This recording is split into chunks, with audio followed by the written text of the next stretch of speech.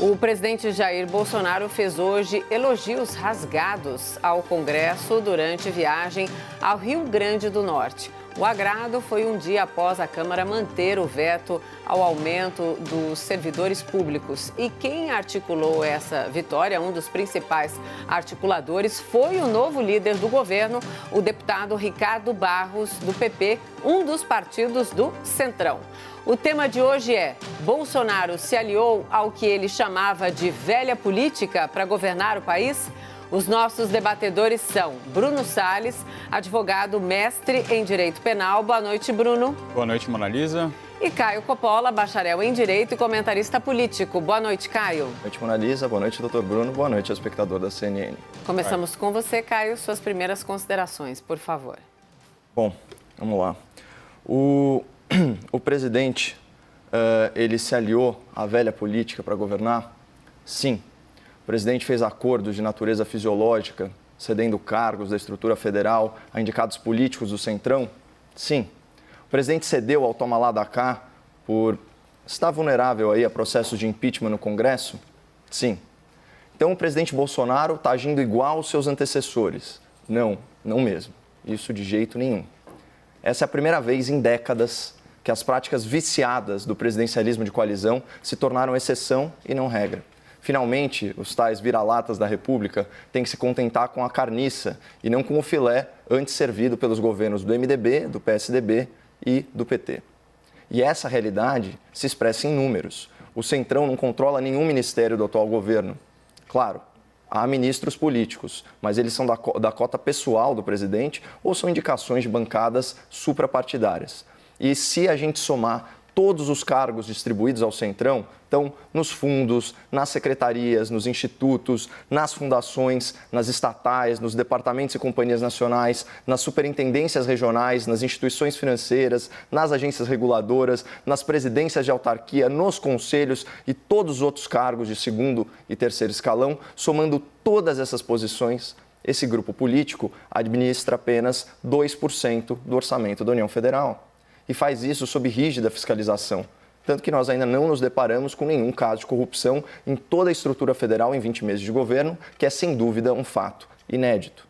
Outro dado interessante, apurado e divulgado pelo pessoal do Correio Brasiliense, somados os salários de todos os apadrinhados do Centrão, impostos chaves, o valor despendido pelo erário orbita aí na casa de R$200 mil mensais. Então, considerando que são 15 indicados, o valor médio de remuneração é de R$ 13.300. São excelentes salários, mas não são escandalosos e parecem condizentes com a importância dos cargos que eles ocupam. Então, vamos fazer um breve exercício de comparação mesmo, para ficar em um caso. O senhor Pedro Barusco, ex-gerente executivo de serviços, portanto, uma posição de terceiro escalão lá na Petrobras, devolveu individualmente aos cofres públicos US$100 milhões. E era uma indicação política dos partidos envolvidos no Petrolão durante a gestão lulopetista da estatal. E esse mesmo governo do PT chegou a contabilizar 39 pastas ministeriais distribuídas entre 10 partidos, incluindo as siglas expoentes do Centrão, como PP, PL, PTB, PSD e, claro, MDB. A diferença é que essa turma administrou trilhões de reais do contribuinte numa gestão marcada por escândalos de corrupção e desvio de verba pública. Portanto, o governo Bolsonaro, embora esteja sim se articulando com a ala fisiológica do Congresso, ele faz isso dentro de novos padrões de troca e fiscalização. Pelo que se apurou até esse momento, nós saímos de bilhões perdidos para a corrupção para zero corrupção. Nós saímos de trilhões administrados pelo Centrão, em vários ministérios, loteados, para exatos 75 bilhões do orçamento no segundo escalão da República. E nós saímos de um Congresso vendido, agindo em conluio com o governo, para um Congresso independente. Independente, inclusive, para agir de forma bem irresponsável, corporativista e populista, como fez o Senado Federal, ao derrubar o veto do presidente da República na última quarta-feira. Então, eu convido o espectador a fazer uma análise do cenário. Segundo uma pesquisa realizada em julho, pela Toluna e pela Fundação Getúlio Vargas, 64% dos entrevistados alegaram perda de renda durante a pandemia, o que representaria aí quase 2/3 da população economicamente ativa. No Brasil, o funcionalismo público emprega cerca de 11 milhões e meio de pessoas, né? 12% da força de trabalho. No âmbito federal, as despesas com servidores representam 22% dos gastos gerais ou 34% da receita corrente líquida, dá mais de 300 bilhões de reais anuais, um dos maiores gastos públicos do orçamento. Nesse contexto de crise econômica e de saúde pública, né, com projeções catastróficas de queda no PIB, queda na arrecadação, parece justo que apenas o setor privado pague a conta da pandemia? Te parece justo que o setor público tenha imunidade financeira ao vírus? E a ideia do governo não é nem reduzir salário de servidor, é congelar aumentos até 2021. O que representaria 120 bilhões de reais de economia, segundo estimativas do Ministério. Razoável, né? Enquanto o setor privado perde renda, o setor público não aumenta sua renda às custas do setor privado. Isso faz sentido, mas não para a maioria dos senadores. Não à toa, o ministro Paulo Guedes fez críticas ao trabalho dos parlamentares. Aspas, pegar o dinheiro da saúde e permitir que se transforme em aumento de salário de funcionalismo é um crime contra o país. E pasmem, essa declaração ofendeu a hipersensibilidade de muitos senadores, né? Coitadinhos deles, né? Aqueles anjos. Aparentemente, eles não gostaram de serem associados à palavra crime, embora metade do Senado seja investigada ou processada criminalmente. Segundo o levantamento do Estadão, né, 38 dos 81 senadores aspas, acusado de crimes como corrupção, lavagem de dinheiro, assédio sexual, estelionato ou é réu em ações por improbidade administrativa com dano ao erário ou enriquecimento ilícito. E tem um outro ponto, né? A palavra crime não tem apenas o significado jurídico, né, que é a transgressão da lei. É só abrir o dicionário para encontrar múltiplas definições. Por exemplo, crime, ação com consequências sociais desastrosas ou desagradáveis, qualquer ação individual ou coletiva, ética e socialmente condenável, ou até crime em sentido figurado. Pode ser uma falta, um erro, um engano, um pecado, um mal.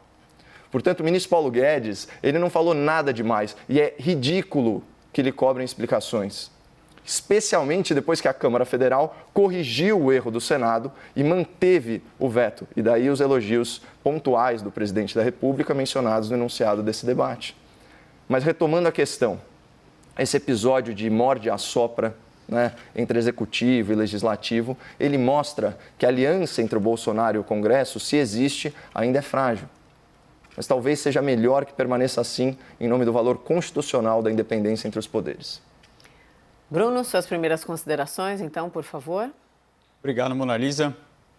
Minhas amigas, meus amigos telespectadores, boa noite. A distinção entre a nova política e velha política é simplesmente artificial, é inventada, é inexistente. Não passa de um golpe de marketing eleitoral de políticos que querem se autopromover, se mostrar diferentes, se destacar dos outros parlamentares.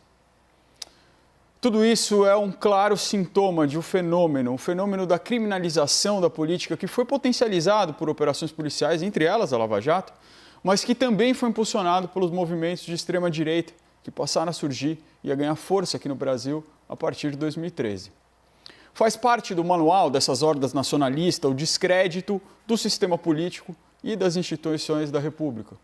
Com exceção, é claro, das figuras mitológicas elegidas que, para os seus olhos cegos, são incapazes de defeitos, de pecados, de crimes. O debate ao qual eu me proponho está acima dessas generalizações. O debate ao qual eu me proponho analisa fatos de maneira detida, identifica quais são as qualidades e defeitos de cada um dos atores desse tabuleiro, sopesa as acusações feitas também contra eles, mas também se permite ouvir as suas alegações defensivas. É sobre essas premissas que eu sigo hoje. Não existe velha ou nova política. Existem boas e más formas de fazer política. Existe má política que é feita objetivando os seus próprios interesses. E a boa política que tem por objetivo o interesse público, o interesse da polis, daí a política. Esses dois pares, má e boa política, sempre existiram e, infelizmente, continuam existindo. O excelentíssimo presidente Jair Messias Bolsonaro se elegeu ostentando o discurso da nova política. Mas a sua história é a perfeita história do que ele mesmo rotula como a velha política. Em sua longa e, infelizmente, improdutiva carreira parlamentar, Jair Messias Bolsonaro passou por 8 partidos políticos. Dentre eles, o que passou mais tempo, entre 2005 a 2016, foi o PP, o Partido Progressista, o partido de Paulo Maluf, de Ciro Nogueira, de Arthur Lira.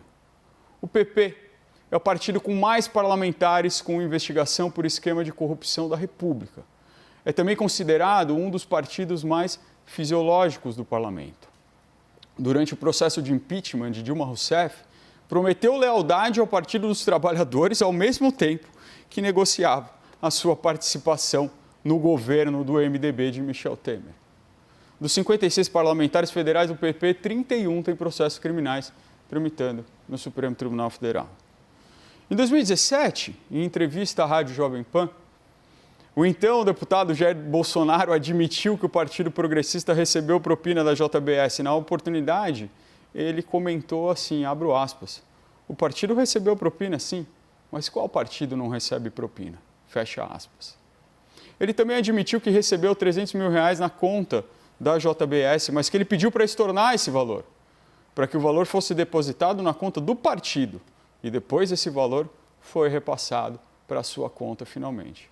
Isso colocou um intermediário no meio, uma camada no meio, uma técnica que no jargão do combate à lavagem de dinheiro é conhecida como layering, ou criação de camada. O atual presidente passou a maior parte da sua carreira nesse meio, nesse partido, que sempre liderou os rankings de corrupção. E foi justamente a esse partido a quem recorreu quando precisou do parlamento, entregando inclusive a liderança de seu governo ao deputado Ricardo Barros, um deputado acusado de receber R$5 milhões da Galvão Engenharia, que foi denunciado ano passado pela Procuradoria da República do Distrito Federal em uma ação por improbidade administrativa relacionado ao período em que foi ministro do senhor presidente Michel Temer, que teve seu mandato cassado em 2019 pelo TRE do Paraná por denúncia de compra de votos, um processo que hoje aguarda julgamento no TSE. Respondendo à pergunta inicial, e aqui eu vou discordar do Caio, o Bolsonaro não se aliou à velha política, não. O Bolsonaro está onde sempre esteve, mas agora já não faz mais questão de esconder isso. Está ao lado de seus aliados de longa data e está disposto a atender aos seus interesses para se manter forte e estável no governo. Infelizmente, os interesses desses sócios do presidente, sócios no bom sentido, como o Bolsonaro frisou, não parecem ser exatamente o interesse público. Vamos então para o debate. Bruno e Caio, por favor. Só acho ressaltar um dado biográfico aí importante, que não sei por que foi omitido da fala do meu debatedor, sobre o passado, né, do atual presidente da República, à época deputado e à época deputado pelo PP. Né, o ministro Joaquim Barbosa, que foi relator da ação penal 470, né, também conhecida como mensalão, ele foi explícito, né, quando disse que o único parlamentar não envolvido no PT, né, no esquema do Petrolão, era justamente o Jair Bolsonaro. Então, eu acho importante fazer essa nota aí de desagravo. Mas, enfim, a nova política existe sim, viu, doutor? É o seguinte, é uma política fundada em valores pré-estabelecidos, acordado com os eleitores, né, publicizado dessa forma, uma política que preza por quadros técnicos, uma política absolutamente avessa à corrupção. E quando a gente levanta um governo federal 20 meses sem corrupção, isso não é só para mim, é para você também, é para o espectador da CNN. Isso é uma novidade absoluta, sem precedentes na história do Brasil. Sem precedentes. Você tem 23 pastas ministeriais, né, o enxugamento da máquina pública, isso é novidade também. Compromisso com a austeridade fiscal, nesse nível, é novidade, né? Congelamento de contratações, né? Agora congelamento de aumento salarial no setor público, na verdade até redução da participação do setor público no PIB. Esse é um compromisso inédito. Será que é muito injusto chamar isso de nova política, independente da roupagem marqueteira que possa se dar a isso? Isso certamente é novidade. Então, se você não quiser falar nova política, seja justo na sua crítica e use pelo menos o termo novidade política, porque isso de fato nunca aconteceu no Brasil.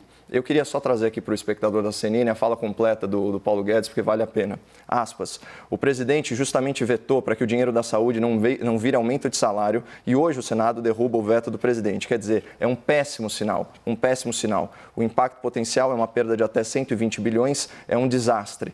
Pegar o dinheiro da saúde e permitir que se transforme em aumento de salário de funcionalismo é um crime contra o país. Isso também é novidade, né? O compromisso com o erário público, né, de não ficar se endividando sobremaneira. A gente nunca viu um esforço tão grande por parte do ministro da Economia de manter receitas e despesas equilibradas contra o viés perdulário e populista do Congresso, que acabou se manifestando aí no Senado, né, e ainda bem, e aqui cumpre elogiar o trabalho também do presidente da Câmara, o senhor Rodrigo Maia, foi corrigido, devidamente corrigido na Câmara Federal.